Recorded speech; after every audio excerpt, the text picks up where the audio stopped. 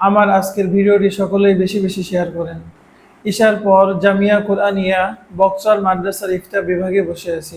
ওই সময় এক প্রশ্নকারী এসে আমার কাছে প্রশ্ন করছে তালাক সম্পর্কে।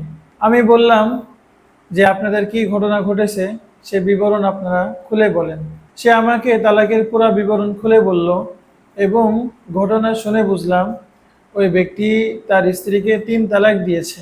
তো আমি তাকে ফটো বলে দিলাম যে আপনাদের 3 তালাক হয়ে গেছে, ওই স্ত্রী নিয়ে আর সংসার করার মতো কোনো সুযোগ আপনাদের নাই। এমনকি নতুনভাবে যদি বিবাহ করেন তবু আপনাদের এই বৈবাহিক সম্পর্ক বৈধ হবে না। তো এই কথা শুনে প্রশ্নকারী বলছে, হুজুর আমি তো এত কিছু বুঝে তালাক দেইনি এবং তালাক সম্পর্কে আমার মধ্যে এত সচেতনতাও ছিল না। আমি জানতাম না যে 3 তালাক দিলে ওই স্ত্রী একেবারেই আমার কাছ থেকে পরনারী হয়ে যাবে। তখন সে অত্যন্ত ভারাক্রান্ত হৃদয়ে বলছে, হুজুর আমি তো না বুঝে এটা করে ফেলেছি, আমার 3 বছরের একটা মেয়ে আছে, এখন আমি কি করতে পারি। তো দেখুন, আজকে আমার বলার উদ্দেশ্য হলো, স্বামী স্ত্রীর যখন ঝগড়া হয় শয়তান ফুসলায় যে তালাক দাও তালাক দাও। তো শয়তান যখন মানুষের মুখ থেকে তালাক শব্দ বের করে নেয়, এরপরে কিন্তু শয়তান ক্ষান্ত হয়ে যায়, শয়তান বিদায় হয়ে চলে যায় এবং এতক্ষণে যা হওয়ার সবকিছু হয়ে যায়। তো তালাকের ক্ষেত্রে শয়তানের কোনো প্ররোচনায় আমরা কান দিব না। এবং আজকের আমার মূল মেসেজ যে স্ত্রীকে তালাক আমরা দিব না।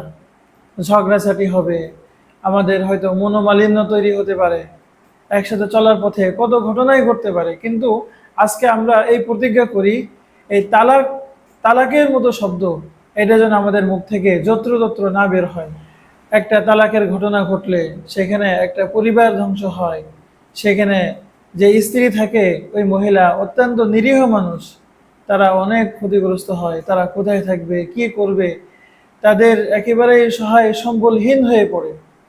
এমনকি যে ফ্যামিলিতে ছোট সন্তান আছে তাদের বাবা মা, তাদের বাবা মা থাকতেও কেমন যেন তাদের বাবা মা নাই।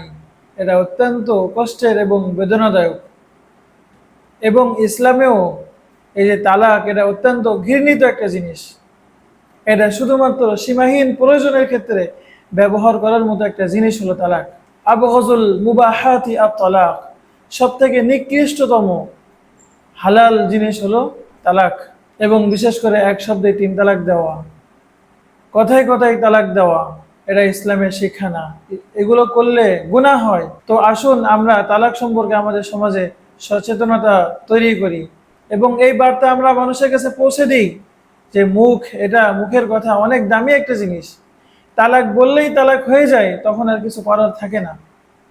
এই বার্তা আমরা আম করে দিই, এটা ব্যাপক করে দিই, সবাইকে জানার ব্যবস্থা করে দিই যে কোনো ঝগড়া হলেই যে তালাক। এবং আমাদের সমাজে দেখা যায় যে 1 তালাক 2 তালাকেও কাজ হয় না, একেবারেই 1 তালাক দিলাম, 2 তালাক দিলাম, 3 তালাক দিলাম, 52 তালাক দিলাম, এইটা বলা ছাড়া মানুষের তৃপ্তি হয় না। তো এটার বিরুদ্ধে আমাদের রুখে দাঁড়াতে হবে, মানুষের মধ্যে এই সচেতনতা গড়ে তুলতে হবে। আল্লাহ তাআলা আমাদেরকে বুঝার এবং আমল করার তৌফিক দান করেন।